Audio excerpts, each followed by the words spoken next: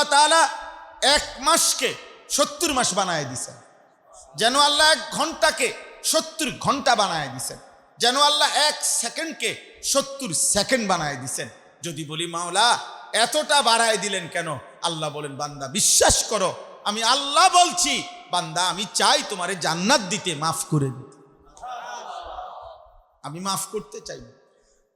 আমরা অনেক সময় কথার প্রসঙ্গে কেউ বলি, মনে করেন যে ভাই আপনি আমারে আসল কথাটা বলেন, মনের কথাটা বলেন, আপনি আসলে আমারে দিবেননি, হুদা ঘুরাইয়েন না, ফেসাইয়েন না, না দিলে কম দিতেন না। কথা বুঝেন না? এত এত এত এত কথা কন কিতেন কি পরিষ্কার বলেন আপনি আমার, আসলে আমি যেটা কইতেছি আপনি আমার এটা দিবেন কিনা। তো কোনো বান্দা যদি খোদার কসম আল্লাহকে বলে আল্লাহ আপনি আমারে আসলে মূল কথাটা কন, পরিষ্কার কন, আপনি আমারে জান্নাত দিবেননি, মাফ করবেননি, এটা কন আসল কথা কি আপনার? আসল কথা মানুষের দিলের হিসাবে মানুষের কথার আচরণ হয়। অর্থাৎ আমি দিতাম না, এবার কথা ঘুরায়, আমি দেব, তো এটার বলার ঢং কি একরকম। তো আল্লাহ তাআলা বলছে বান্দা কসম বান্দা আমি আল্লাহ দিল থেকে বলছি আমি তোমাকে মাফ করতে চাই, জান্নাত দিতে চাই।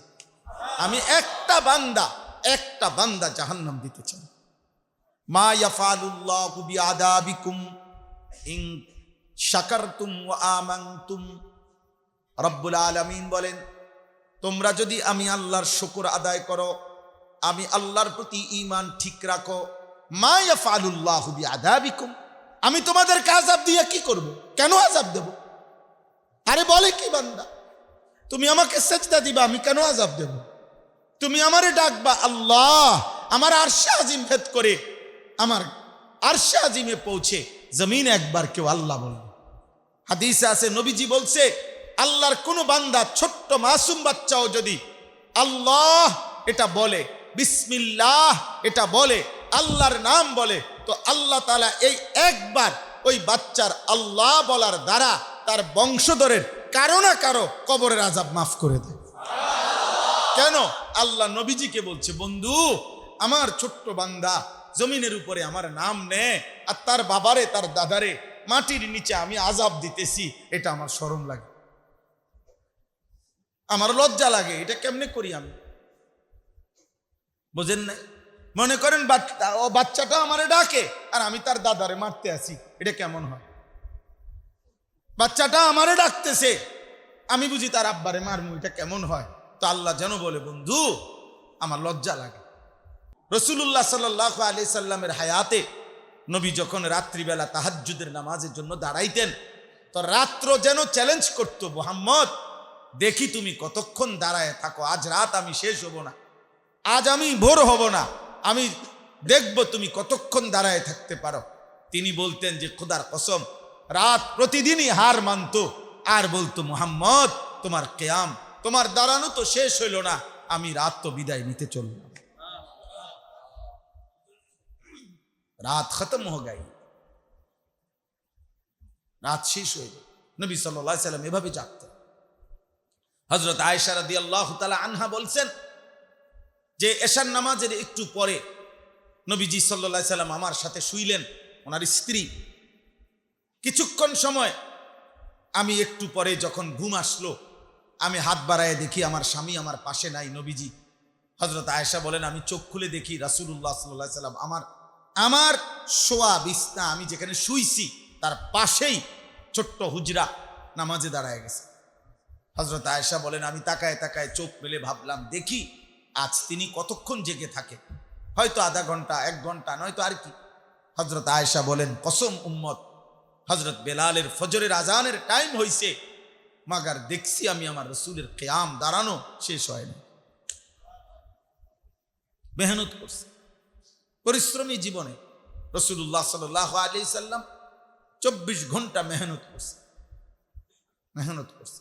গতকালকে আমি তারিখের মধ্যে কিতাবের মধ্যে পড়ছি যে একজন সাহাবী যুদ্ধের ময়দানে একটানা 1 রাত্র, সারা রাত্র ফজরের ওয়াক্ত, যখন সুবহে সাদিকের সময় হইছে ফজরের ওয়াক্ত, সমগ্র রাত যুদ্ধ করতে করতে করতে করতে সর্বশেষ যখন উনি শাহাদাত বরণ করে, তো শহীদের পবিত্র রক্তে যখন ওনার লাশ রক্ত ঝরছে, তখন এই সারা রাত্র যুদ্ধ করে ফজরের ওয়াক্তে যুদ্ধের শেষ শাহাদাতের পূর্ব মুহূর্তে ক্লান্ত শ্রান্ত সাহাবী বলতেছিলেন যে ফুজতু ওয়া রাব্বিল কাবা, কাবার রবের কসম আমি কামিয়াব হয়ে গেলাম, আমি সফল হয়ে গেলাম, আমি সফল হয়ে গেলাম। তার মানে আমি ব্যর্থ না, আমি সফল।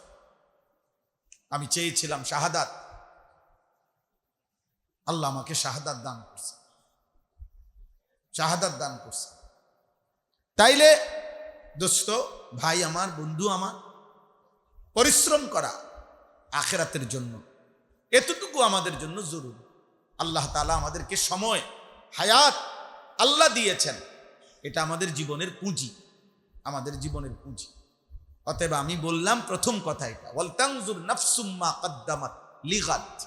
প্রত্যেককে আল্লাহ বলছে, বান্দা মোমেন, হে ঈমানদার, লক্ষ্য করো, লক্ষ্য রেখো একজন একজন, নাফসুন প্রতিটা প্রাণ, প্রতিটা আত্মা। বাবা তুমি আলাদা লক্ষ্য করো, ছেলে তুমি আলাদা লক্ষ্য করো, মা তুমি আলাদা লক্ষ্য করো, মেয়ে তুমি আলাদা লক্ষ্য করো। তোমার নিজের দিকে তুমি খেয়াল করো যে আগামীকাল আখিরাতের জন্য আজকের দুনিয়া থেকে তুমি কি পাঠিয়েছ। আল্লাহ বলছে, কিন্তু বাকিটা রাত জাগেন। বন্ধু, আপনার জন্য কথা, এমন একটা রাত যেন কেটে না যায় 8 ঘন্টা, 10 ঘন্টা, 6 ঘন্টা, অথচ আপনি আপনার রবের জন্য একান্ত কিছু ইবাদত করেন নাই, এমন একটা রাত যেন কেটে না যায়, রাত যেন কেটে। আমাদের বাংলাদেশে একজন বড় বুজুর্গ পাকিস্তান থেকে এক সময় আসতেন, আওলাদে রসুল সৈয়দ আব্দুল মজিদ নদীম সাহেব রহমতুল্লাহ আলাইহি। আমরা ছোটবেলায় যার ওয়াজ শুনতাম আর কানতাম ওনার বয়ান শুনলে। ওনার বয়ান ছিল কলিজার ছেঁড়া বয়ান। উনি কোরআন পড়তেন, উর্দুতে বলতেন, আর সাধারণ মানুষ যারা উর্দু বুঝতো না তারাও কানতো ওনার কথা শুনে। যারা দুনিয়া প্রত্যাশা করে, দুনিয়াই চায়, আল্লাহ তাআলা বলছে তাদের মধ্যে আমি আল্লাহ যতজন চাই ততজনকেই দুনিয়া দেই না, বরং আমি যতজনকে ইচ্ছে করি ততজনকেই দেই। চায় অনেকে, দেই আমি আল্লাহ যাকে ইচ্ছে করি শুধু তাকে।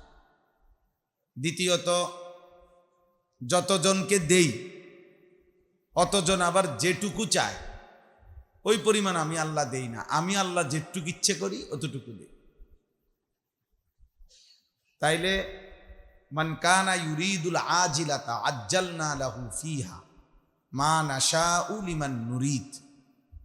যারা যারা দুনিয়া চায়, আল্লাহ তাআলা বলছেন আমি সকলকেই দুনিয়া দেই না, বরং আমি যাকে ইচ্ছে করি তাকে দেই।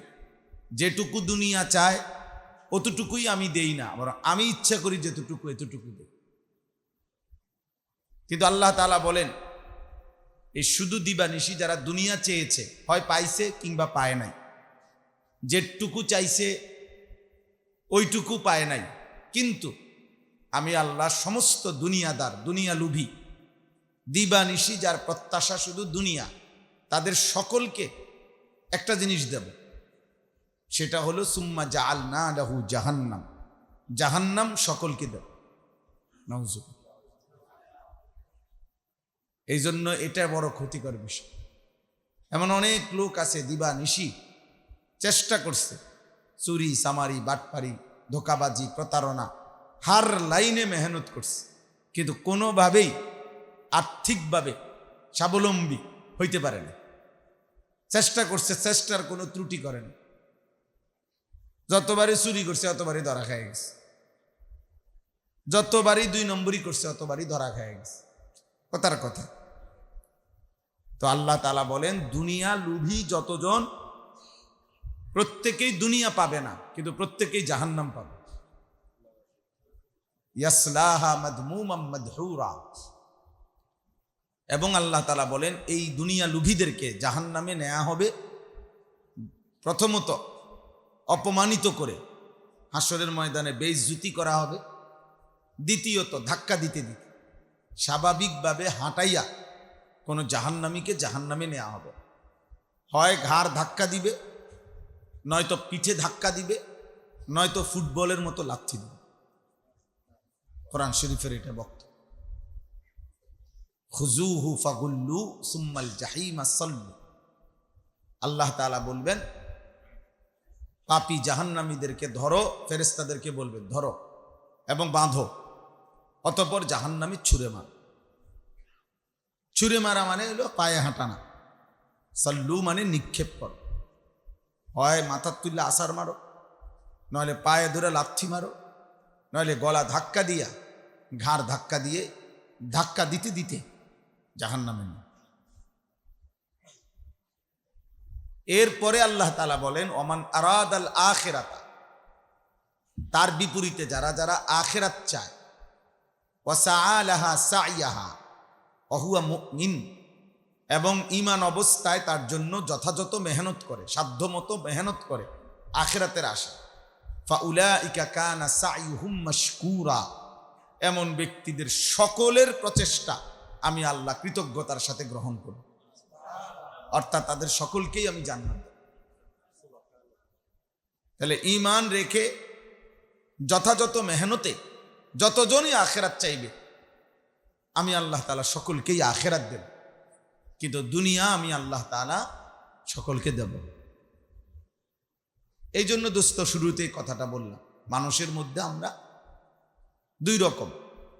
কোরআনুল কারীমের মধ্যে আছে সমস্ত কাফের, বেঈমান, পাপী, ওদের বক্তব্য হলো মা হিয়া ইল্লা হায়াতুনা দুনিয়া, জীবন বলতে আর কিছুই নয়, শুধুই দুনিয়া।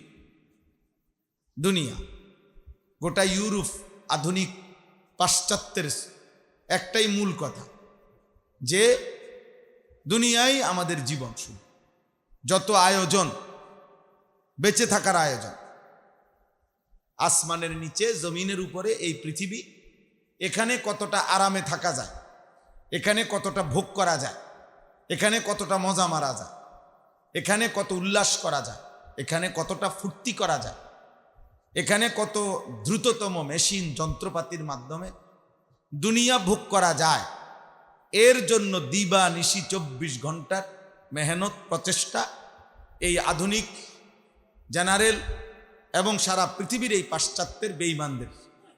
মানে এখানে শুধু এই দুনিয়ার আয়োজন, মেশিন একটার পর একটা উন্নত হইতেছে, প্রযুক্তি একটার পর একটা উন্নত হইতেছে, যন্ত্রপাতি আসবাবপত্র একটার পর একটা দ্রুততা হচ্ছে।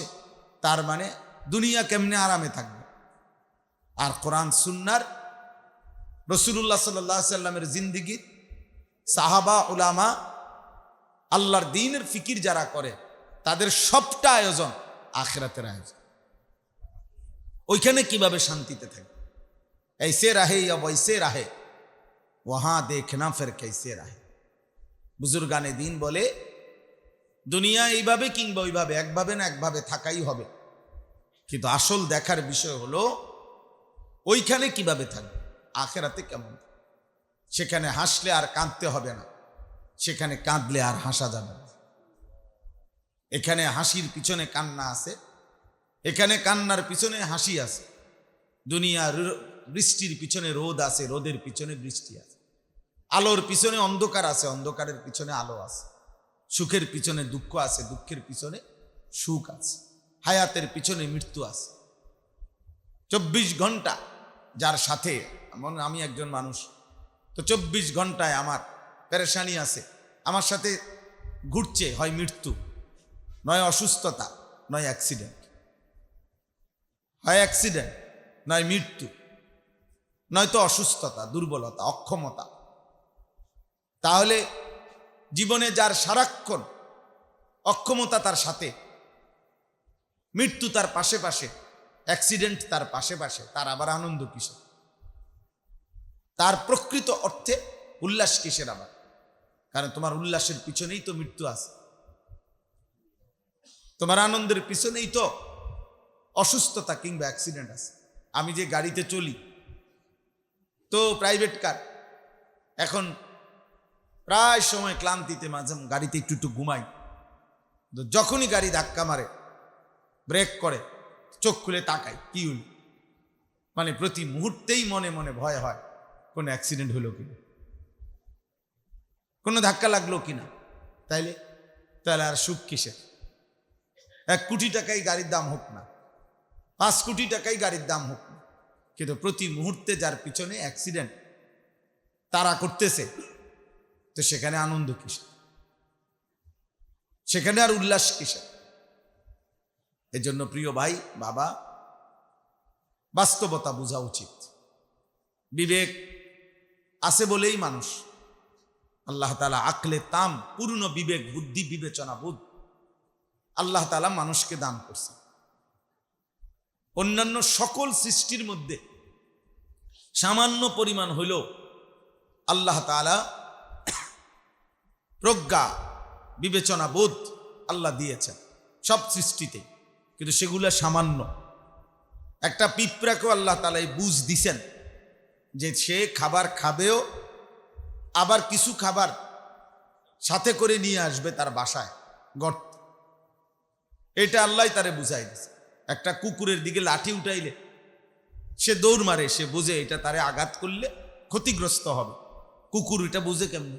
তাহলে এটুকু পরিমাণ বুঝ আল্লাহ কুকুরকেও কি দিয়েছে। প্রত্যেক সৃষ্টিকে আতা কুল্লা শাইইন খালকাহু সুম্মা হাদা, কোরআন শরীফে আছে সব কিছুকে সৃষ্টি করেছেন আল্লাহ, অতঃপর সব কিছুকেই তিনি প্রয়োজন পরিমাণ হেদায়েত মানে দিক নির্দেশনা দিয়েছেন।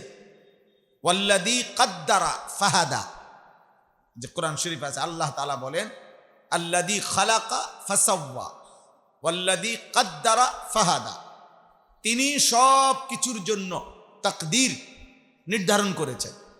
কার কোন বস্তুর কোন শাই, কোন সৃষ্টি কতক্ষণ, এই গোটা মা সেওয়াল্লাহ, আল্লাহ বাদে বাকি সব সৃষ্টির তাকদীর আছে। মানুষেরও, জিনেরও, পশুরও, পাখিরও, সাগরেরও, নদীরও তাকদীর আছে। এই আসমানেরও তাকদীর আছে, জমিন মানে এটা থাকবে কতক্ষণ এটা লেখা আছে।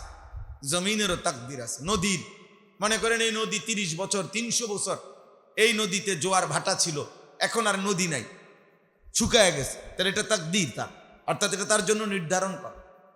আল্লাহ তাআলা সমস্ত সৃষ্টির তাকদীর নির্ধারণ করেছেন ফাহাদা, অতঃপর ওই তাকদীর অনুপাতে আল্লাহ তাকে যথোপযুক্ত যেটুকু যার দরকার ওটুকু হেদায়েত দিক নির্দেশনা দিয়েছে।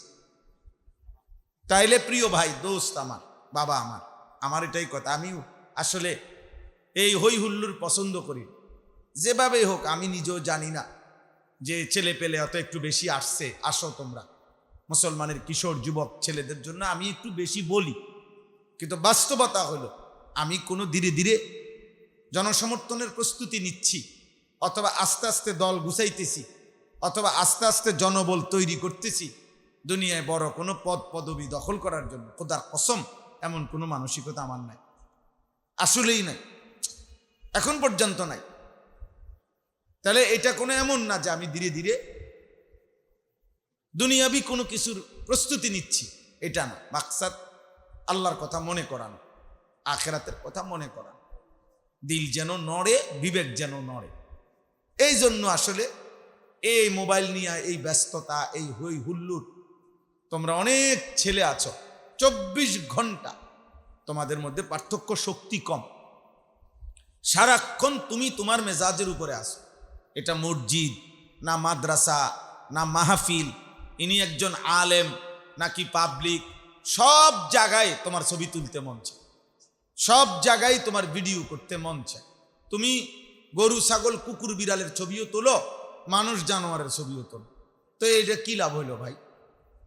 এই পাগলামির অর্থ কি আছে? আমার কি একটা পার্থক্য শক্তি থাকবে না যে আমি কি করছি কি করব না, উচিত কোনটা অনুচিত কোনটা, ভালো কোনটা মন্দ কোনটা, পাক কোনটা নাপাক কোনটা, হালাল কোনটা হারাম কোনটা, উচিত অনুচিত, এতটুকু বোধ, এতটুকু বিবেচনা যদি মানুষের না থাকে, তো সে মানুষ হইল কিভাবে? মানুষ হইল কিভাবে? মানুষ হইল কিভাবে বলে? হালাল হারামের পার্থক্য যদি না থাকে, বিচার বুদ্ধি যদি না থাকে, বুদ্ধি বিবেচনা যদি না থাকে। এই জন্য প্রিয় ভাই,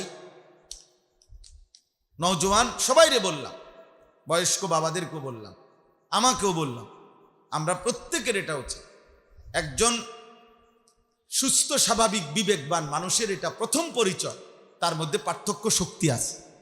খুব খেয়াল করতে হবে কথা, পার্থক্য শক্তি যার মধ্যে আছে, এটা সুস্থ মানুষ, এটা স্বাভাবিক মানুষ, এটা বিবেকবোধ সম্পন্ন মানুষ, যার মধ্যে এটা আমার উচিত, এটা অনুচিত, এটা ন্যায়, এটা অন্যায়, এটা সৎ, এটা অসৎ, এটা হালাল, এটা হারাম, এটা বৈধ, এটা অবৈধ, এটা করণীয়, এটা বর্জনীয়, এটা আদেশ, এটা নিষেধ। এই পার্থক্য আমি বুঝি, এই পার্থক্য আমার মধ্যে আছে, এই পার্থক্যের অনুপাতে আমার জীবন চলে, চালাই, এটাকে মানুষ বলে। এবং এটুকু বোধ যার মধ্যে নাই, যার মধ্যে এই পার্থক্য শক্তি নাই, হালাল হারামের, জায়েজ না জায়েজের, উচিত অনুচিতের, তাকে মানুষ বলে না, তাকে জানোয়ার বলে। জানোয়ার। এই জন্য কোনো কুকুর, বিড়াল, শুকরের, গরু, ছাগলের পাক নাফাকের কিছু নাই, হালাল হারামের কিছু নাই। বলেন আছে কিছু?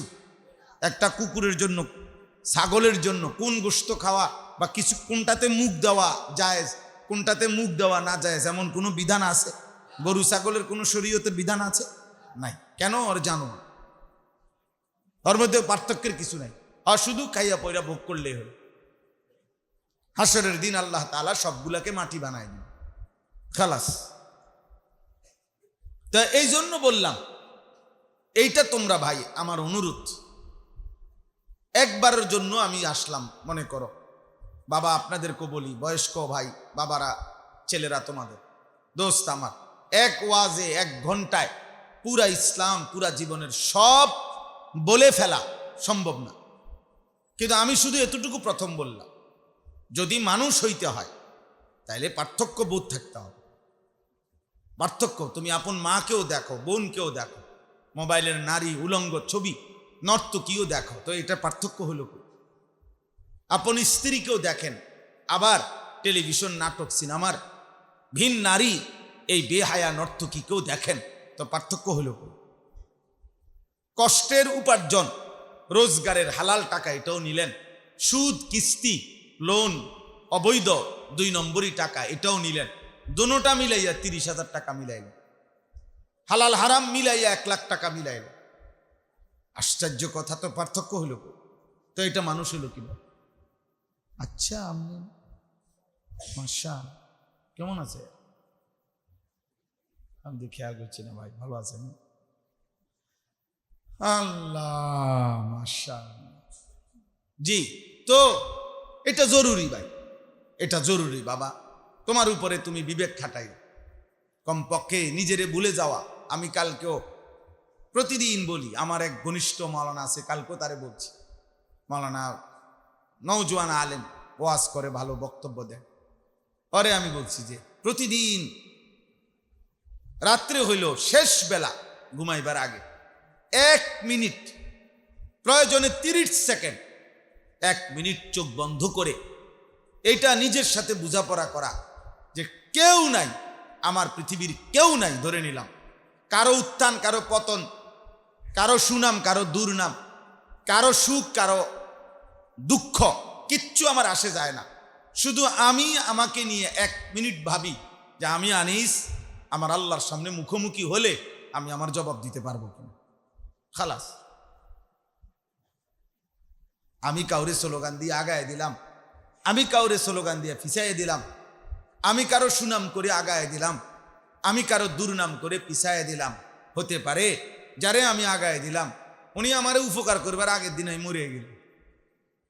তো 12 তারিখ যে নির্বাচন হবে, মনে করেন ওই দিনও তো দিনভর অনেক লোকের মৃত্যু হবে, তো উনি হয়তো 11 তারিখ পর্যন্ত একটা আশায় ছিল যে এই এবারে আবার আমগো মিয়া যদি ক্ষমতায় আসে আমার মনে একটা ভাগ্য পরিবর্তন হবে, কিন্তু আপনি তো মরে গেলেন। এখন আপনি কি করবেন, কেমনে ভোগ করবেন? অতএব কোন মানুষের হাতে আমার অবস্থার পরিবর্তন, অবস্থার পরিবর্তন কার হাতে? আমার জিন্দিগি আল্লাহর হাতে। ইন্না সালাতি ওয়া নুসুকি ওয়া মাহইয়ায়া ওয়া মামাতি লিল্লাহি রাব্বিল আলামিন। আমার জীবন আমার আল্লাহর হাতে, আমি আর কারো কথা না ভাব, কমপক্ষে আমি আল্লাহর মুখোমুখি দাঁড়াইলে বলতে পারবো কিনা। অনেক ছেলে আব্বা তোমরা এটা কোনোভাবেই বুঝতে চাও না, কোনোভাবেই। 24 ঘন্টার মধ্যে একবারও মনে পড়ে না কি করছো।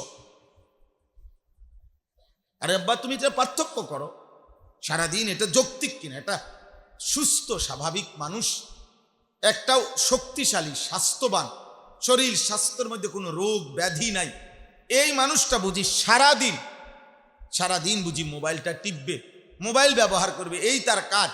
এটা তোমার বিবেকে কি কয়? তুমি আরেকজন মানুষের বেলায় কল্পনা করে দেখো,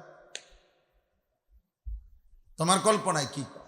তোমার অফিসে যদি একজন কর্মচারী চাকরি করত, আর এই চাকরির 8 ঘন্টা টাইম যদি সে মোবাইল টিপত, তো তুমি তারে কি করতে? তোমার বিবেক কি বল? বিবেক কি বল?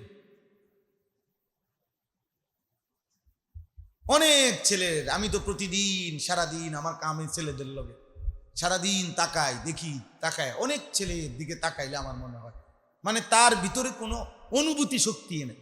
কি করছে, কেন করছে, কি করতেছে সারাদিনে 24 ঘন্টায় আপনি কোনো কাজ খুঁজে পাবেন না। যা বা তুমি কি করছো আজকের সময়। আমি কত সময় ভাবি যে আমারে যদি এই ছেলে পেলেরা তাগো হায়াত থেকে অবসর, এই বেকার মোবাইল টিপে সারাদিন রাত এত খামখেয়ালি, ওরা যদি ওদের সময় থেকে আমারে 1 ঘন্টা 2 ঘন্টা করে হাওলাত দিত বা এমনি দিত, আলহামদুলিল্লাহ আমি আর অনেক কাজ করতে পারতাম। আফসুস লাগে, কর্মের মধ্যেই আনন্দ আব্বা, মেহনতের মধ্যেই সুখ, পরিশ্রমের মধ্যেই তৃপ্তি। পরিশ্রমের মধ্যে অলস অকর্মণ্য মানুষ পৃথিবীর সর্বযুগে ঘৃণিত। দুনিয়ার দৃষ্টি তো আখিরাতের দৃষ্টি, মেহনত চাই। ওয়াসআলাহা সাইয়াহা, আল্লাহ তাআলা বলছে আখিরাতের জন্য যথাযথ মেহনত করা চাই। ওয়াল্লাযীনা জাহাদু ফীনা লানাহদিয়ান্নাহুম সুবুলানা, আল্লাহ তাআলা বলছে আমার জন্য যে যত জিহাদ, যত মুজাহাদা, যত মেহনত করবে, আমি আল্লাহ তাআলা তত তার জন্য হেদায়েতের রাস্তা খুলে দেব, জান্নাতের রাস্তা খুলে দেব। আল্লাহ নবী সাল্লাল্লাহু আলাইহি সাল্লামকে বলছেন ফাইজা ফারাগতা ফানসাব, বন্ধু সারা দিন আপনি একবার ইমামতি করছেন, আপনি জুমার নামাজ পড়াইছেন, জিব্রাইল কোরআন নাজিল করিলে আপনি গ্রহণ করেছেন, জিহাদের ময়দানে আপনি যুদ্ধ করেছেন, সাহাবায়ে কেরামকে কোরআন তিলাওয়াত শিখাইছেন, দ্বীনের তালিম দিয়েছেন, 24 ঘন্টা আপনি কালেমার দাওয়াত দিছেন, দুয়ারে দুয়ারে ইমানের দাওয়াত দিছেন। এই সমস্ত কাজ করে এশার নামাজ পড়ে আপনি যখন অবসর হবেন, বিশ্রাম হবেন, নিজের ঘরে আসবেন, হুজরায় আসবেন, খোদার কসম আল্লাহ বলছে ফাংসাব, এবার হুজরায় আয়সা বাকিটা রাত একাকী শুধু আপনি আবার পুনরায় পরিশ্রম শুরু করবেন। এবার একাকী জিকির করবেন, একাকী তেলাওয়াত করবেন, একাকী তাহাজ্জুদ করবেন, একাকী কোরআন পড়বেন, একাকী চোখের পানি ফেলে কাঁদবেন। এই আয়াতের অর্থ এটা। ফাইজা ফারাগতা ফানসাব, আপনি বন্ধুকেই বললাম বন্ধু বিশ্রাম হবে না, বিশ্রাম করবেন পরে। আল্লাহ তাআলা কোরআনুল কারীমের মধ্যে বলছেন কুমিল লাইলা ইল্লা কালিলা ইয়া আইয়ুহাল মুজাম্মিল, দোস্ত কম্বল গায়ে শুয়ে আছেন, ওঠেন ওঠেন, কুম কুম, ওঠেন। নবীজিকে বলছি, হে কম্বল পরা নবী আমার, বন্ধু আমার।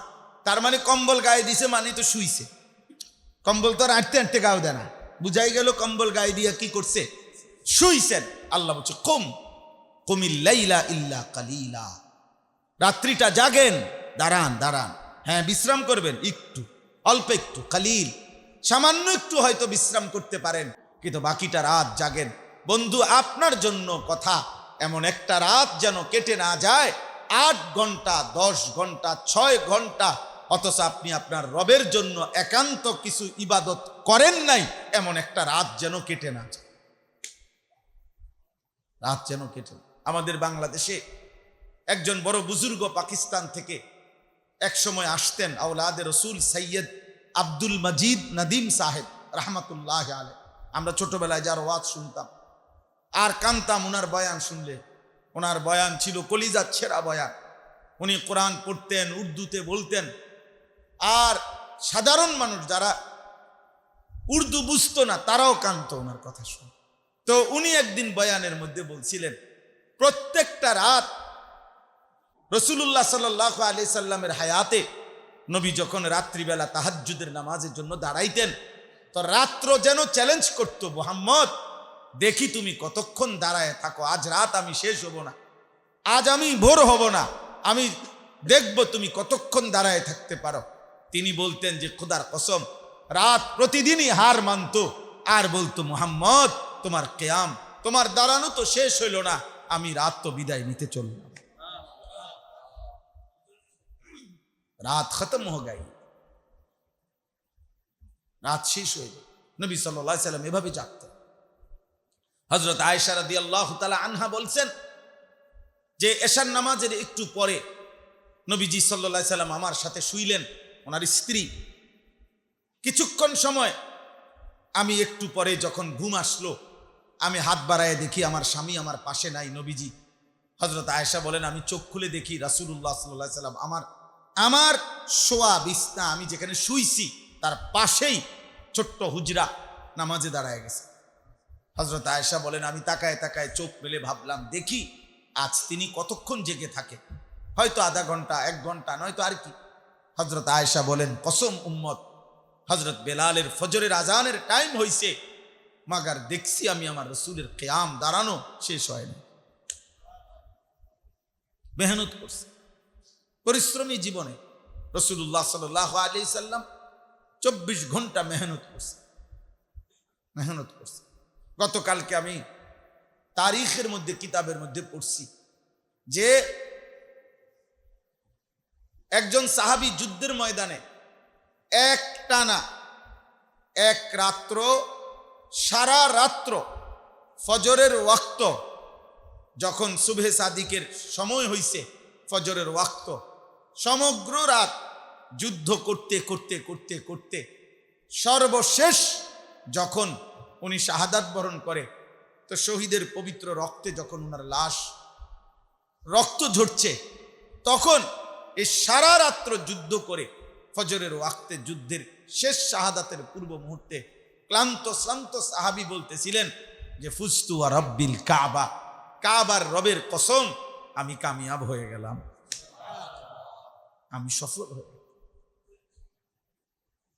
আমি সফল হয়ে গেলাম। তার মানে আমি ব্যর্থ না, আমি সফল। আমি চেয়েছিলাম শাহাদাত, আল্লাহ আমাকে শাহাদাত দান করছে।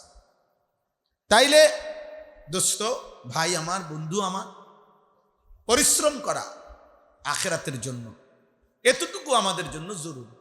আল্লাহ তাআলা আমাদেরকে সময়, হায়াত আল্লাহ দিয়েছেন, এটা আমাদের জীবনের পুঁজি, অতএব আমি বললাম প্রথম কথা এটা, ওয়াল তানজুর নাফসুম মা কদ্দামাত লিগাদ। প্রত্যেককে আল্লাহ বলছে, বান্দা মুমিন, হে ঈমানদার, লক্ষ্য রেখো একজন একজন, নাফসুন প্রতিটা প্রাণ, প্রতিটা আত্মা। বাবা তুমি আলাদা লক্ষ্য করো, ছেলে তুমি আলাদা লক্ষ্য করো, মা তুমি আলাদা লক্ষ্য করো, মেয়ে তুমি আলাদা লক্ষ্য করো, তোমার নিজের দিকে তুমি খেয়াল করো যে আগামীকাল আখিরাতের জন্য আজকের দুনিয়া থেকে তুমি কি পাঠিয়েছ। আল্লাহ বলছে, এই একটা কথা বলতে গিয়ে লক্ষ্য রেখো আজকের দুনিয়া থেকে তুমি আগামীকালকের আখিরাতের জন্য কি পাঠিয়েছ। এই কথাটা বলার জন্য আল্লাহ তাআলা 2 বার, একমাত্র কোরআনের এই আয়াতেই 2 বার আল্লাহ বলছে ইত্তাকুল্লাহ, ইত্তাকুল্লাহ, হে মুমিন সাবধান, আল্লাহকে ভয় করো, আল্লাহকে ভয় করো, খামখেয়ালি করো। এই হায়াত আর ফিরবে না, এই রাত আর ফিরবে না, এই ঘন্টা, এই মিনিট, এই সেকেন্ড আর হবে না, আর আসবে না, কোনো ঘন্টা মিনিট আর হবে না, আর কোনো দিন। 5 ফেব্রুয়ারি 2026 রোজ বৃহস্পতিবার, এই শিরোনাম পৃথিবীতে আর হবে না। আগামী বছর 5 তারিখ ফেব্রুয়ারি হবে, সেটা 2027। আগামী সপ্তাহে বৃহস্পতিবার হবে, সেটা 12 তারিখ, সেটা 5 তারিখ। তার মানে কোনো ঘন্টা, কোনো মিনিট, কোনো মুহূর্ত পৃথিবীতে আর দ্বিতীয়বার ফিরে আসেন এবং দুনিয়ার রাস্তা যেমন ওয়ান ওয়ে, একমুখ রাস্তা, এদিক দিয়ে শুধু যাইতেই হয়, এদিক দিয়ে আর পিছনে আসা যায় না। আমাদের হায়াত এরকম ওয়ান ওয়ে, শুধু সামনের দিকেই। মায়ের পেট থেকে বের হওয়ার পর থেকে আল্লাহ যেন বলছে, বান্দা চলতে থাকো, আগে বাড়ো, প্রতি ঘন্টা আগে বাড়ো। কোথায়? কবরের দিকে। কোথায়? হাসরের ময়দানের দিকে। কোথায়? মিজানের পাল্লার দিকে। কোথায়? ফুলসে রাতের দিকে। কোথায়? জান্নাত কিংবা জাহান্নামের দিকে। থামবো কোন দিন মাওলা? আল্লাহ যেন বলে, বান্দা হয় জান্নাতি হবা যেদিন, অথবা জাহান্নামি হবা যেদিন, সেদিন থামবো। জান্নাত থেকেও আর বের হইতে হবে না, জাহান্নাম থেকেও আর বের করা হবে না। থামবা সেদিন। আর এখন চলতে থাকো, আগে বাড়ো। ইরতাহালাতিদ দুনিয়া মুদবিরা ওয়ারতাহালাতিল আখিরা মুকবিলা। আল্লাহ তাআলা বলছে, নবীজি বলছেন, প্রতি মুহূর্ত তোমার দুনিয়া পিছনে যাচ্ছে, তোমার আখিরাত সামনে আসছে। প্রতি সেকেন্ড আব্বা, প্রতি সেকেন্ড তুমি নতুন করে কবরের দিকেই যাচ্ছে, আখিরাতের দিকে। তাহলে এই জন্য আমি প্রথম বললাম, আমার হায়াতের কদর করা চাই, আমার বিবেক বোধ কাজ লাগানো চাই। আমাদের উচিত এটা। আমরা মুসলমান, আমাদের সব কিছু পূর্ণাঙ্গ। আমাদের রাত, আমাদের দিন, আমাদের ব্যক্তি জীবন, আমাদের বাহ্যিক জীবন, আমাদের সব কিছু স্পষ্ট। আমরা এমন নবীর অনুসারী, এমন সাহাবাদের অনুসারী, যাদের ব্যক্তি জীবন, পারিবারিক জীবন, যাদের একাকী জীবন আবার প্রকাশ্য জীবন, খোদার কসম একদম বরাবর।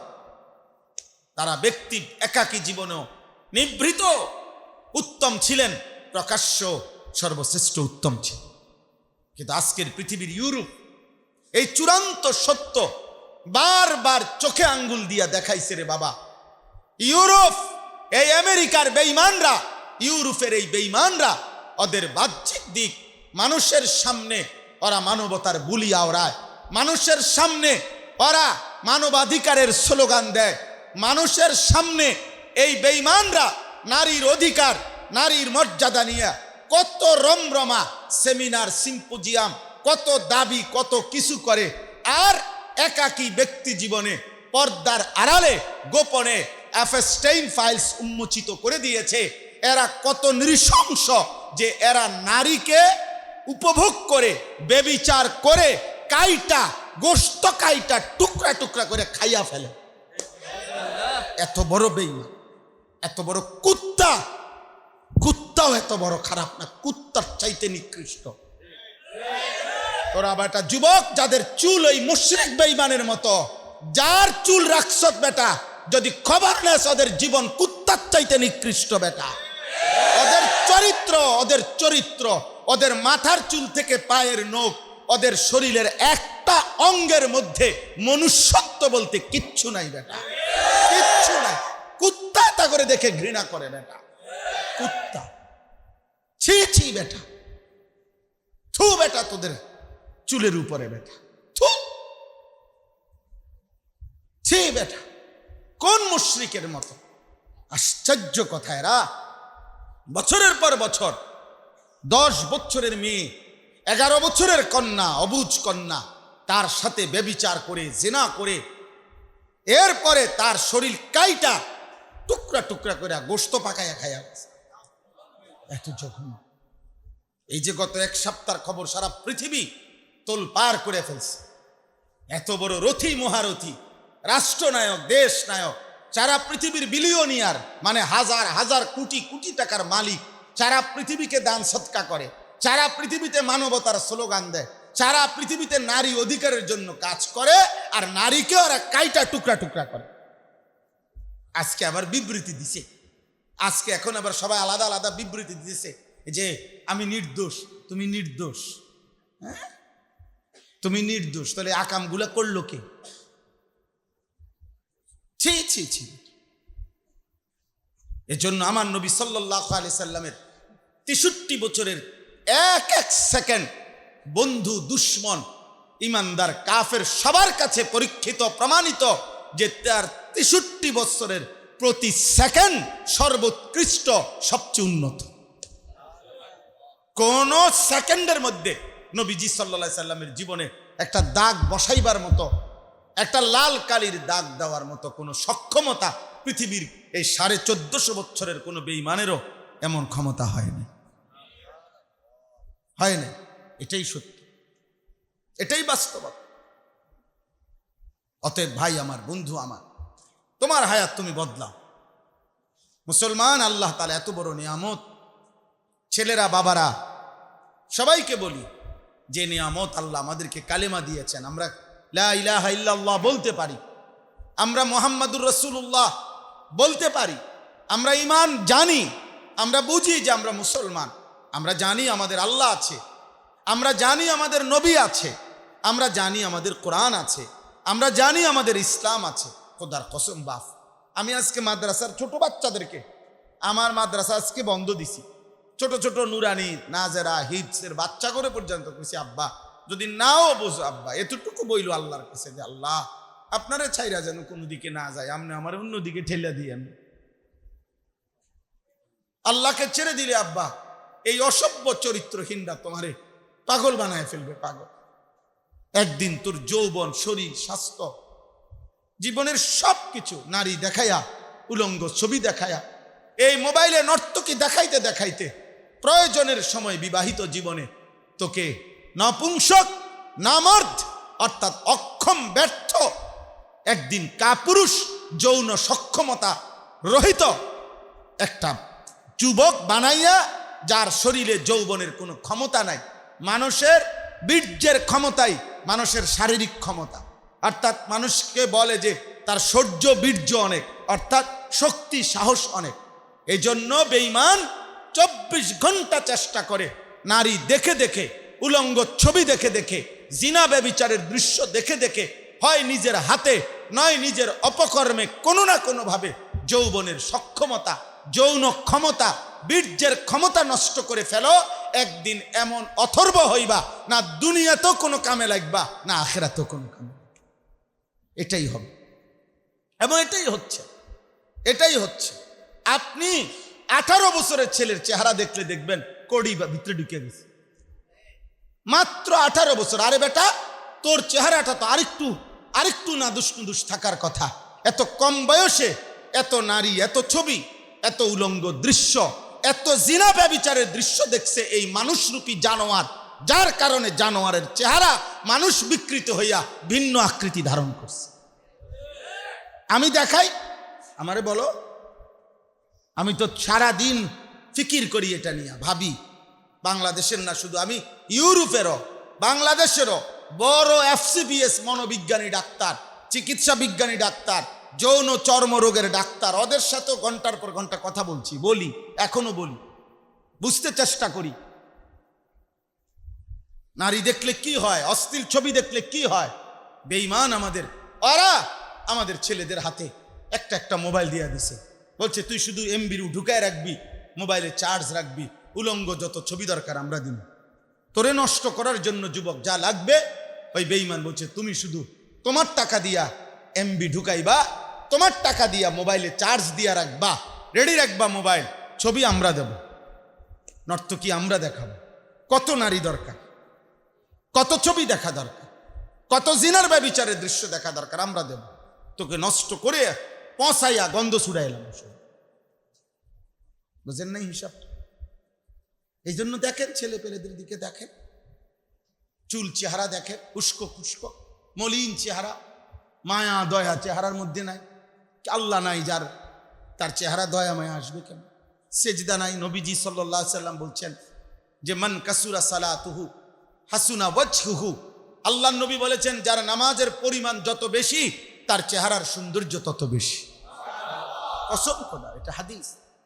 আল্লাহ নবী সাল্লাল্লাহু আলাইহি সাল্লাম বলছেন মান কাসুরা সালাতুহু ফিল লাইল হাসুনা ওয়াজহুহু ফিন নাহার, রাত গভীরে যার নামাজ সেজদার পরিমাণ যত বেশি, দিনের আলোয় তার চেহারার উজ্জ্বলতা সৌন্দর্য তত বেশি। রাত্রিতে সেজদা বাড়ে, দিনের আলোতে চেহারার নূর বাড়ে, চেহারার সৌন্দর্য বাড়ে। এজন্য যত মানুষ তাহাজ্জুদওয়ালা তত মানুষ তত নূরানি। গভীর রাতের একাকিত্বের সেজদা, চোখের পানি আল্লাহ তাআলা যেন চোখের পানিকেই আল্লাহ তাআলা ওই বান্দার চেহারায় ধুয়ে মুছে পাক সাফ করে দেয়, পাক করে দেয়।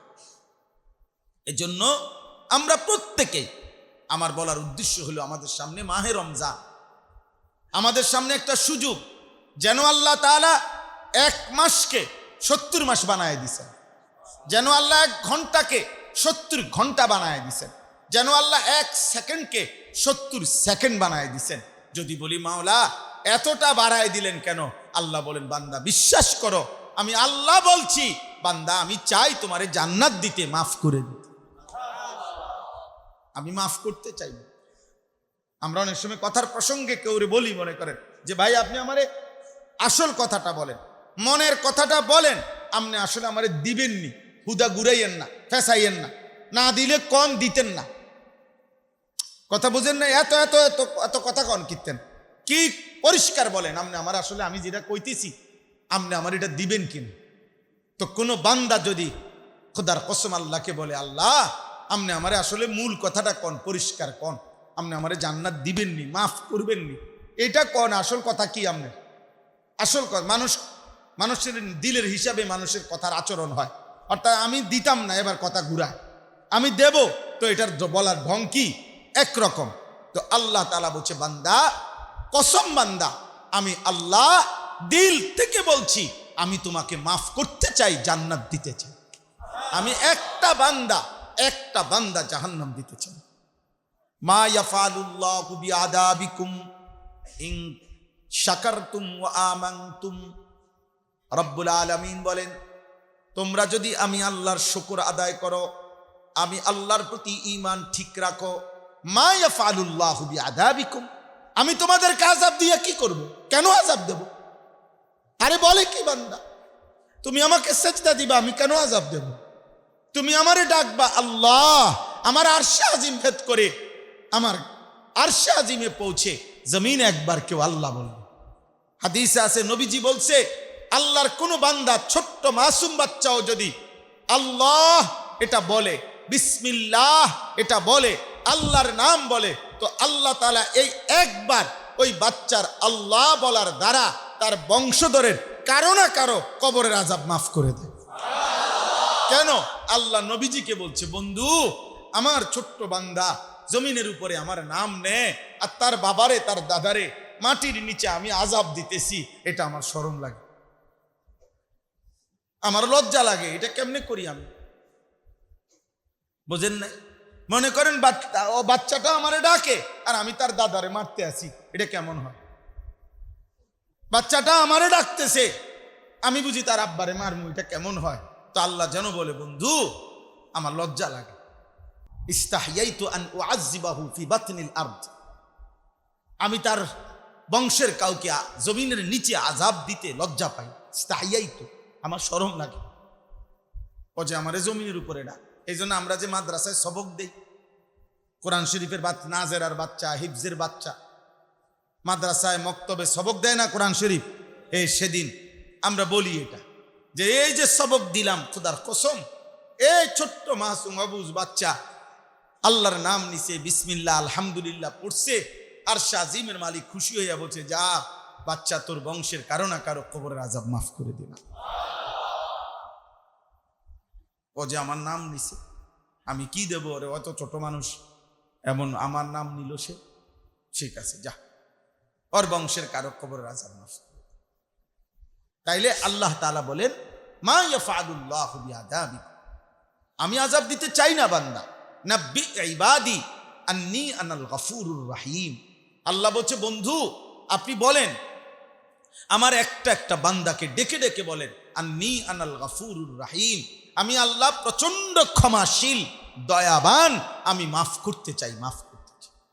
আল্লাহ বলছে বন্ধু আপনি বলেন সাবাকাত রাহমাতি আলা গাদাবি, আল্লাহ বলেন বন্ধু বলেন আমার রাগও আছে, আমার গোস্সাও আছে, বাকি আমার রহমত দয়া মায়াও আছে, তবে এটা তা করে বলিয়েন আমার গোস্সা ওঠে যদ্দুর, আমার রহমতে জোয়ার ওঠে তার চাইতে বেশি। সাবাকাত রাহমাতি আলা গাদাবি, আমার রাগের আগে আমার মায়া চলে, আমার মায়া বেশি, আমার দয়া বেশি। কুল ইয়া ইবাদিয়াল্লাযীনা আসরাফু আলা আনফুসিহিম লা তাকনাতু মির রাহমাতিল্লাহ ইন্নাল্লাহা ইয়াগফিরুদ যুনুবা জামিআ। এটার অর্থ কি? এই আয়াতের অর্থ আমি এমনি বুঝাই। আমার নাম আনিসুর রহমান, আমার বয়স ৪৫ বছর, ৪৫ বছর রানিং। ১৯৮১ সনে আমার জন্ম। তো আমার জীবনের প্রথম মাদ্রাসার পড়ালেখা টুমচর মাদ্রাসা। আমার টুমচরের ভাই, এই জন্য না দেখছি জীবনের প্রথম প্রাইমারি স্কুল পাশ করে সর্বপ্রথম মাদ্রাসায় ভর্তি হয়েছি ইয়াজদাহুম টুমচর মাদ্রাসা। তো যাই হোক, অ্যাকচুয়ালি এই ৪৫ বছর, তো আল্লাহ যেন বলতেছে ৪৫ বছরকে মনে করেন ঘন্টা বানাইলে যত ঘন্টা হবে, একটা ঘন্টা বাইরে হবে কিনা? ৪৫ বছরকে যদি মিনিট বানায়, একটা মিনিট বাইরে হবে কিনা? ৪৫ বছরকে যদি সেকেন্ড বানায়, তাহলে সেকেন্ড বের হবে কিনা? এই আয়াতের অর্থ হইল, আল্লাহ বলছে বান্দা তোমার হায়াত ৪৫, তো যত ঘন্টা মনে করো এত ঘন্টা তোমার গুনাহ, যত মিনিট এত মিনিটেই তোমার গুনাহ, যত সেকেন্ড এত সেকেন্ডেই গুনাহ। মানে তোমার হায়াতের ঘন্টা যত ঘন্টা, গুনাহ এত ঘন্টা, মিনিট যত মিনিট, গুনাহ এত মিনিট, সেকেন্ড যত সেকেন্ড, গুনাহ এত সেকেন্ড। এক সেকেন্ড, এক মুহূর্তের কোনো নেকি নাই। একবারও আল্লাহ এটাও বলো নাই, একবারও একটা সেজদাও দেয় নাই। আল্লাহ সেই নবীকে বলছে, বন্ধু আমার এরকম বান্দা ৪৫ বছর, গুনাও ৪৫ বছর, ওর বয়স যেদ্দুর, ওর হায়াত যেদ্দুর, গুনাও এদ্দুর, ওর ঘন্টা যত ওর গুনাও তত, ওর মিনিট যত গুনাও তত, ওর সেকেন্ড যত গুনাও তত। এমন বান্দাও যদি তারে বললেন কোনো দিকে না যাইয়া ওরও বলেন আমার কাছে আসতে, আমি আল্লাহ কসম তারেও মাফ করে দেব। এইটা কুল ইয়া ইবাদিয়াল্লাযীনা আসরাফু আলা আনফুসিহিম লা তাকনাতু মির রাহমাতিল্লাহ ইন্নাল্লাহা ইয়াগফিরুদ যুনুবা জামিআ ইন্নাহু হুয়াল গফুরুর রহিম। মাফ করে দেব বান্দা, আও না মাফ করে দেব। তুমি আসবা বান্দা গুনাহ নিয়ে ১ বিঘত, আমি আল্লাহ আসবো রহমত মাগফিরাত নিয়ে ১ হাত। তুমি আসবা বান্দা ১ হাত, আমি আল্লাহ আসবো ২ হাত। তুমি গুনাহ নিয়ে আসবা হাঁটতে হাঁটতে, আমি রহমত মাগফিরাত নিয়ে আসবো দৌড়তে দৌড়তে। ইন আতাইতানি লাইলান আতাইতুকা লাইলা। তুমি যদি রাত গভীর ৩টা বাজে, অন্ধকার চারিদিকে নীরব নিস্তব্ধ, সব ঘুমায় সব ঘুমায়, আল্লাহ বলেন এমন গভীর রাতে তুমি যদি গুনাহগুলো নিয়ে আমি আল্লাহর সামনে আসো, আমি আল্লাহ ওয়াদা দিলাম বান্দা এই গভীর রাতেই আমি আল্লাহ মাগফিরাত নিয়ে তোমার কাছে আসব। তুমি আসবে যখন আমি আসব তখন। এমন মালিকরে ছেড়ে দিলা কেমনে? আমরা কেমনে ছেড়ে? এখনো তো অনেক ছেলের চেহারা দেখে বোঝা যায় বা ১ ওয়াক্ত নামাজ। বক্তা চাইতে আইছো? হ্যাঁ, বক্তা তামসা দেখতে আইছো? হ্যাঁ, বক্তা দেখে কি লাভ? বক্তা তো ভোটে দাঁড়াইছে না, বক্তা তো কোনো বরাদ্দ দিবে না, দুনিয়াবি কোনো বরাদ্দ দিবে না। আব্বা আমি তো ওই বক্তারা যে আমার কাছে তো দুনিয়া দেওয়ার মতো কিচ্ছু নাই, সবাইরে একটা একটা বহন করে দেওয়ার মতো সামর্থ্য আমার নাই, সবাইরে একবেলা বুট মুড়ি খাওয়াইবার মতো সামর্থ্য আমার, ইচ্ছা মানসিকতাও নাই, সামর্থ্যও নাই আমি। তাহলে আপনি কেন আসছেন? আখিরাতের জন্য। কিসের জন্য বলেন? আখিরাত, আল্লাহকে চেনার জন্য, আল্লাহর ইবাদতের জন্য, আল্লাহ তাআলার গোলামির জন্য। অতএব আমাদের এই এতগুলো কথা বলার আমার মূল কথা এটা, এতগুলো যে নিজের হায়াতের কদর, সময়ের কদর, এই রাত আর আসবে না, এই দিন আর আসবে না, আমার যৌবন, আমার শরীর, আমার স্বাস্থ্য, আমার এক এক সেকেন্ডের শরীরের এই জীবনের হায়াতের আর আসবে। আমার সেই বয়স, আমি আজকে ২১ বছর যাবত আলহামদুলিল্লাহ আল্লাহর দয়ায় এই অল্প স্বল্প ওয়াজ করা, আল্লাহর দেওয়ায় তৌফিকে ২১ বছর। তো 21 বছর তো আমার শরীর এখন যেমন এমন ছিল না। এখন আমার কোমরে 24 ঘন্টা ব্যথা করে। এই কোমরে মেরুদণ্ডের হাড়ের নিচে সারাদিন ব্যথা করে, সারাক্ষণ। এই ব্যথা নিয়েই আমি চলি, কখনো ব্যথা কমে বাড়ে, ওষুধ খাই। আমি ছোট্ট লেখা কম দেখি, চোখে চশমা পড়তে হয়। আমার গলায় 2 বার অপারেশন হয়েছে। তাইলে আজ আমি এখন এই অবস্থা, কিন্তু আজ থেকে 10 বছর আগে আমি তো ক্লান্তি কাকে বলে, ব্যথা কাকে বলে আমি কিছুই বুঝতাম না। তাহলে আমার হায়াত তো আমার চোখের সামনে, আমার মনে আছে আমি কেমন ছিলাম, আজ আমি কেমন। তাইলে প্রিয় নওজোয়ান, 18, 20, 25 বছরের ছেলেরা, তোমরাও এটা মনে রাখো, হয় তোমাকে মৃত্যু এসা কবরে নিয়ে যাবে, আর নয়তো অসুস্থতা, দুর্বলতা, অক্ষমতা, বৃদ্ধকালীন অবস্থা তোমারে দুর্বল করে দিবে। অর্থাৎ আজকের এই জওয়ানি, এই সক্ষমতা হয় মৃত্যুর মাধ্যমে শেষ হবে, নয় দুর্বলতার মাধ্যমে কি হবে, শেষ হবে। প্রতিটা রাত ভোর হয় তোমার শরীরের সক্ষমতা কমে। অতএব তোমরা এমন সুন্দর হায়াত নষ্ট করো না। আসছো মাশাআল্লাহ, মসজিদ ভরে বসছো, রাস্তায় দাঁড়াইছো, পাশে দাঁড়াইছো, সব ঠিক আছে, কিন্তু এই ভালোবাসা, এই উচ্ছ্বাস, এই আবেগ, এই সব কিছু আমি অনুরোধ করলাম আল্লাহর কোরআন হাতে, তুমি তোমার উপরে দয়া করো, নিজের হায়াতের উপরে দয়া করো। এত বড় নেয়ামত ফেলে দিও না। অথবা সুস্তার, ফার্সিতে বলে সুস্তার, আরবিতে বলে তুস্তার, একটা এলাকার নাম। ওই এলাকায় মুসলিম সেনাবাহিনী, মুসলিম সাহাবিরা যুদ্ধ করছিলেন।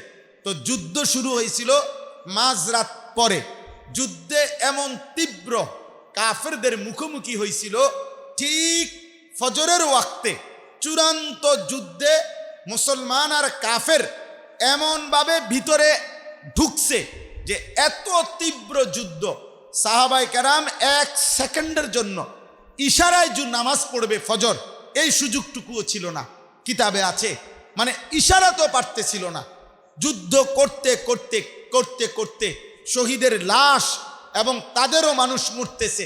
সর্বশেষ যখন ফর্সা হয়ে গেছে, সূর্য উঠে গেছে, এই টাইমে এই পারস্য সৈন্যরা তারা যুদ্ধে পরাজয় স্বীকার করে পলায়ন করছে, মুসলমানরা বিজয় লাভ করছে। এরপরে এই সাহাবিরা কাজা, ফজরের নামাজ ওয়াক্ত না চলে গেছে, কাজা নামাজ পড়ছে। আমি নিজ চোখে এই কিতাবে পড়ছি। হযরত আনাস ইবনে মালিক, এই যে নবীজির খাদেম ছিল আনাস, উনি ওই যুদ্ধে শরীক ছিলেন। তো এই সাহাবী আনাস কিতাবে লিখছে, মৃত্যু পর্যন্ত যখনই ইসলামের ইতিহাসের এই তুস্তারের যুদ্ধ, এই কথাটা আলোচনা হইতো, মানে এটা খুব 18 মাস মুসলমানরা ওই দুর্গ অবরোধ করছিল। 18 মাস মানে 1.5 বছর। 1.5 বছর পরে এরপরে যুদ্ধে বিজয় লাভ করছে। 18 মাস অপেক্ষা করতে হয়েছে সাহাবাদেরকে যুদ্ধ বিজয়ের জন্য, খামখেয়ালি না। মানে এত তীব্র যুদ্ধ তাদের ইতিহাসে, সাহাবাদের ইতিহাসে সবচেয়ে স্মরণীয় যুদ্ধ ছিল এটা, তুস্তারের যুদ্ধ। ওইখানে বড় বড় সাহাবীরা শাহাদাত বরণ করছেন, বীরত্বের অনেক কাহিনী আছে। কিন্তু এই সব কিছুর ঘটনা যখনই বলতো এই আনাস ইবনে মালিক, উনি চিৎকার দিয়া কাঁদতেন। তো অন্যান্যরা জিজ্ঞাসা করতো, হে সাহাবী, আপনি এই যুদ্ধের নাম বললেই কাঁদেন কেন? এই যুদ্ধে তো মুসলমান হারে নাই, শেষ পর্যন্ত তো বিজয় লাভ করছি আমরা মুসলমানরা, তো আপনি কাঁদেন কা? উনি বলছে, আল্লাহর কসম, এটাই তো সেই যুদ্ধ, যে যুদ্ধ আমার জীবনে একবার ফজরের নামাজ কাজা করে ফেলছে। কোরআন হাতে বললাম। উনি এই কথাইটা বলে শুধু কান, হায়, এটাই তো সেই যুদ্ধ, যেই যুদ্ধে আমার জীবনে একবার ফজরের নামাজ কাজা হয়েছে। তুমি আব্বা বলো ভাই, 365 দিন কোনোদিন ফজরের নামাজ পড়লা না, তুমি আল্লাহকে কি বলবা? বলেন। চলেন, কথা শেষ। অতএব আমার এই এতগুলো কথার অর্থ হইল, আমাদের সামনে মাহে রমজান। মাহে রমজান আলহামদুলিল্লাহ, মসজিদের ইমাম সাহেবরা, খতিব সাহেবরা রোজার নিয়মাবলী সব কিছু বিস্তারিত বলবে। আমি শুধু এই উৎসাহটা, যে এক মোমেনের জীবনে, যেখান থেকে শুরু করছিলাম কথা, এক মুসলমানের জীবনে এই মুহূর্তের সবচেয়ে বড় প্রত্যাশা, আল্লাহ, আমি আমার জীবনটা বদলাইতে চাই, আমি আখিরাত সাজাইতে চাই, আমি জাহান্নাম থেকে বাঁচতে চাই, আমি জান্নাতে যেতে চাই, আমি আপনার সন্তুষ্টি চাই, আমি গুনাহ ছাড়তে চাই, নেকি বাড়াইতে চাই। এ কথা যদি কোনো বান্দা বলে তো মহান আল্লাহ পাক রব্বুল আলামিন যেন বলে, বান্দা নাও, আমি রমজান তোমার হাতে দিলাম। রমজানে শুরু করো, চাঁদ উঠলে শুরু করবা রোজা, চাঁদ উঠলে শুরু করবা ইফতার, চাঁদ উঠলে শুরু করবা সাহারি, চাঁদ উঠলে শুরু করবা তারাবি, চাঁদ উঠলে শুরু করবা দোয়া, চাঁদ উঠলে শুরু করবা কান্নাকাটি, চাঁদ উঠলে শুরু করবা শতভাগ গুনাহমুক্ত জিন্দিগি, চাঁদ উঠলে শুরু করবা জিকির তেলাওয়াত, গুনাহ থেকে বেঁচে থাকা। 30 দিন আইয়ামাম মাদুদাত, গুইনা গুইনা 30 দিন, 31 দিন লাগবে না, 29 বা 30 দিন তুমি আমার কথা মতো চলবা, সব গুনাহ ছেড়ে দিবা, আমার আনুগত্য করবা। একটা রমজান 30টা দিন বা 29 দিন কষ্ট করে পালন করবা, আমি আল্লাহ ওয়াদা দিলাম, এই প্রথম চাঁদ উঠলে শুরু করবা, আবার চাঁদ উঠলে শেষ করবা। এই 30 দিনেই দ্বিতীয়বার ঈদের চাঁদ উঠাইয়া আমি লাআল্লাকুম তাত্তাকুন, তোমারে মুত্তাকি বানাইয়া জান্নাতি বানাইয়া দেব। 30 দিনে জান্নাত। কয় দিনে? পারলে 29 দিনে, 31 দিন যাবে না, সাফ কথা। আইয়ামাম মাদুদাত, তুমি গুন্না গুন্না রাখো। আল্লাহ বলছে তুমি গুণ্য 20, 21, 22, 23 এমনি এমনি গুণ্য যাও, দেখবা 30 তুমি মুত্তাকি, তুমি জান্নাতি। লাআল্লাকুম তাত্তাকুন। এজন্য সেই মাহে রমজান আমাদের সামনে, আমাদের সামনে। রমজান মানে মোমেনের জন্য ভিন্ন কিছু। রমজান মানে মোমেনের জন্য কি? ভিন্ন কিছু। রমজান ভিন্ন কিছু, রমজান ভিন্ন কিছু। যার জান্নাত দরকার, যার জাহান্নাম থেকে বাঁচা দরকার, যার আখিরাত দরকার, যার আল্লাহ দরকার, যার নবীর সুপারিশ দরকার, যার হাউজে কাউসারের পানি দরকার, যার আল্লাহর সন্তুষ্টি দরকার, যার ঈমান ইসলামের ভালোবাসা আছে, যার কলিজায় নবীর মহব্বত আছে, তার জন্য রমজান ভিন্ন কিছু। আজকে এই সব কিশোর যুবক বয়স্ক বাবা প্রত্যেকেই চলো ভাই নিয়ত করি যে আমরা এই রমজানকে টার্গেট করে শবে বরাত, লাইলাতুন নিসফে মিন শাবান, 14ই শাবান দিবাগত রাত, যেই শবে বরাত আমরা সেদিনে বলছি, আজকেই যেন আল্লাহ তাআলা যেন বলছে, বান্দা রমজানের এই বিশাল রহমত, মাগফিরাত, নাজাত, ইফতার, সাহারি, তারাবি, এতেকাফ, শবে কদর, এই জিকির, তেলাওয়াত, গুনাহ মাফ, জাহান্নাম থেকে মুক্তি, এই সব কিছুর সফল উদ্বোধনের জন্য আমি আল্লাহ 15 দিন আগেই শবে বরাত দিয়ে আনুষ্ঠানিক উদ্বোধন করে দিলাম। এখন শুরু করো প্রস্তুতি, শুরু করো, রেডি হও, ইনশাআল্লাহ আল্লাহ তাআলা বলেন তোমার রমজান শেষ হবে, তুমি মুত্তাকি হইবা, জান্নাতীও হইবা। আর যদি বদনসিব তুমি এত বড় শ্রেষ্ঠতম নিয়ামতকেও যদি প্রত্যাখ্যান করো, তো তুমি যদি নিজের জাহান্নাম নিজেই নেও, আমি তো চেষ্টা করছি বান্দা তোমাকে জান্নাত দিতে, মাফ করতে, এখন আমি কি করব বল? আমি কি করব বল? কোরআন শরীফে আছে, জাহান্নামী চিৎকার করবে আর বলবে, আল্লাহ আপনি আমাকে 1 সেকেন্ডের জন্য আযাবের বিরতি দেন। তখন কোরআন শরীফে আছে, আল্লাহ বলবেন, ওমা যালামনাহুম ওয়ালাকিন কানু হুমুজ জালিমিন। নাফরমান বান্দা, আমি তোমার উপরে জুলুম করি নাই, তুমি জুলুম করেছো। আমি তোমাকে সময় দিছি, আওয়ালাম নুআম্মিরকুম, আমি তোমাকে হায়াত দিছি। 1টা বাজে জোহরের আজান হয়েছে, 4টার পরে 4:15 বাজে আসরের আজান হয়েছে, 3.25 ঘন্টায় অনায়াসে 10 রাকাত নামাজ পড়া যায়। 7:15 বাজে এশার আজান হয়েছে, তুমি রাত 12টা বাজে ঘুমাইছো, 5 ঘন্টার মধ্যে অনায়াসে 4 রাকাত ফরজ, 2 রাকাত সুন্নত, 3 রাকাত বিতির পড়া যায়। 1 ঘন্টা নামাজ ওয়াক্তে ফজরের 4 রাকাত নামাজ পড়া যায়। 1-1.5 ঘন্টা টাইমে আসরের মাত্র 4 রাকাত ফরজ নামাজ পড়া যাইতো। আমি সময় দিছিলাম বাবা, বান্দা হায়াত দিছি, আমি সুযোগ দিছি, তুমি জুলুম করছো, তুমি গাদ্দার। তোমার এত কিছু দিয়া আমি আল্লাহ তোমার দিল নরম করতে পারি। আমি আসমান জমিন কায়নাত দিয়ে 24 ঘন্টা, পৃথিবীর কোনো মানুষ তোমারে কোনোদিন 24 ঘন্টা সুখ দেয় নাই, আনন্দ দেয় নাই। পৃথিবীর কেউ 24 ঘন্টা তোমার প্রত্যাশা পূরণ করে নাই। আমি আল্লাহ 24 ঘন্টা তোমার নিঃশ্বাস দিছি, আলো দিয়েছি, অন্ধকার দিয়েছি, রোদ দিয়েছি, বৃষ্টি দিয়েছি, আসমান দিয়েছি, জমিন দিয়েছি। বিনিময়ে আমি আল্লাহ তোমার কাছ থেকে একটা সেজদা নিতে পারি নাই। তোমার মতো গাদ্দার যা জাহান্নাম। আল্লাহ আমাদেরকে হেফাজত করেন, আল্লাহ আমাদেরকে মাফ করে দেন। অতএব আমরা প্রত্যেকে ইনশাআল্লাহ রমজানকে সামনে রেখে পরিবর্তনের চেষ্টা করব তো ইনশাআল্লাহ। সব যুবক ভাই বলো ইনশাআল্লাহ। তুমি বদলা, ফজরের নামাজ জামাতের সাথে পড়া শুরু করো ইনশাআল্লাহ। মানুষের পরিবর্তনের জন্য, বিশেষ করে যুবক তোমাদেরকে বলি, তোমাদের জিন্দিগি পরিবর্তনের জন্য কার্যকর মাধ্যম ফজরের নামাজ। কোন নামাজ বলো না ভাই, কোন নামাজ? ফজরের নামাজ। হিব্বত করে মোবাইলে অ্যালার্ম দাও। একটা মোবাইলে 5টা অ্যালার্ম দেওয়া যায়, 5 বার দাও অ্যালার্ম। 6টা বাজে ফজরের জামাত, তুমি 5টা 30-এ অ্যালার্ম দাও, 5টা 40-এ দাও, 5টা 50-এ দাও। দিয়া তুমি একটার পর একটা অ্যালার্ম বাজবে। একটা 300 টাকা দিয়া অ্যালার্ম ঘড়ি কিনো, ঘড়িতে অ্যালার্ম দিয়ে রাখো। এরপরে তুমি উঠার চেষ্টা করো। একজন বন্ধুকে ফজরের নামাজের জন্য উঠাও, অথবা ওই ফজরের ওই বন্ধুকে বলো, দোস্ত আমার একটা কল দিও, আমি উঠুমু।